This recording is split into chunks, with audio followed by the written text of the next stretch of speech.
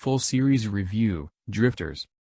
Drifters is an anime about historical warriors, called Drifters, who are transported to a fantasy kingdom by a shadowy organization that keeps tabs on their activities. It's not clear who this organization is or why exactly they bring the Drifters into this world. It seems to have something to do with the way that being from different cultures and having knowledge of battlefield tactics helps Drifters bring innovation to this fantasy kingdom, called Ort. Two main characters, Shimazu Toyohisa and Nasu no Yoichi, are pulled from Japanese battlefields from different time periods, and they team up with none other than Oda Nobunaga.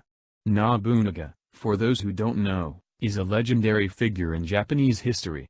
He was merciless, but had the skill for battle leadership and tactical innovation necessary to unite all of Japan, ending the chaotic warring states period and ushering in the stability of the Tokugawa period.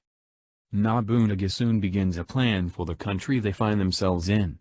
He wants to end the oppression of the elves and dwarves, and build an army to combat the Ents, who are basically super-powered evil drifters. The most dangerous of them is Joan of Arc, who has fire-based powers because she was executed by burning. She looks like a man, but the medieval Japanese heroes refuse to kill her when they find out that she is a woman.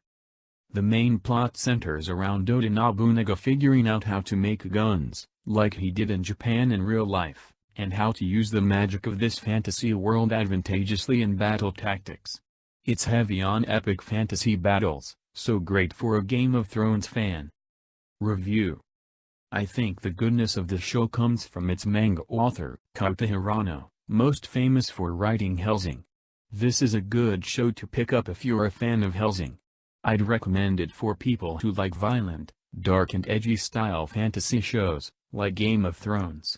Oda Nobunaga brings the whole thing to life, because he's so thrilled by the chance to conquer a new land.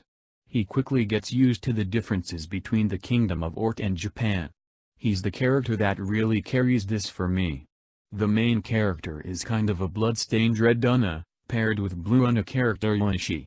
The villains are interesting enough, as are many of the side characters, but the main attraction in this story is Nobunaga. The fact that it's based on a manga works both for it and against it. For it, because I feel that the art and storytelling is more masterful because it's made by an awesome manga author. But how this works against it is, if the manga is more awesome, and the anime doesn't end very conclusively, why even bother with the anime at all? It's a good anime, but the ending leaves a lot of loose threads. Maybe they'll make more of it later and that will get fixed. The Octobrist organization, which monitors the activities of drifters and opposes Ents, is set up as highly important, but the ending doesn't reveal anything about them of consequence. And one scary-looking girl from the Octobrist organization is shown many times, but neither does anything that is obvious, relevant nor interacts directly with any other main characters. So they're set up as this cool dark, shady organization, but there's no payoff. Note that this review is as of December 2017. There are only 12 anime episodes right now. They'll probably make a second season.